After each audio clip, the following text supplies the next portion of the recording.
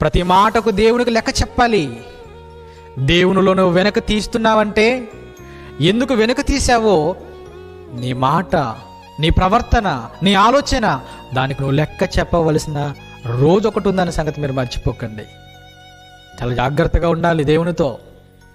ఆ దేవుడే కదండి వదిలేస్తాలే పట్టించుకోలేరు అనుకుంటున్నారేమో. ప్రతిదానికి లెక్క అన్నాడు ఆయన. ప్రతిదానికి లెక్కే. లెక్కల ప్రకారంగా నిన్ను ఒకరోజు నిలబెడతాడు. నిలబెట్టి నిన్ను అడుగుతాడు, నా కోసం నువ్వు ఎందుకు బ్రతకలేదు? మాట ఇచ్చావి ఒక క్రైస్తవుడిగా బాప్తీసం తీసుకునే ముందు.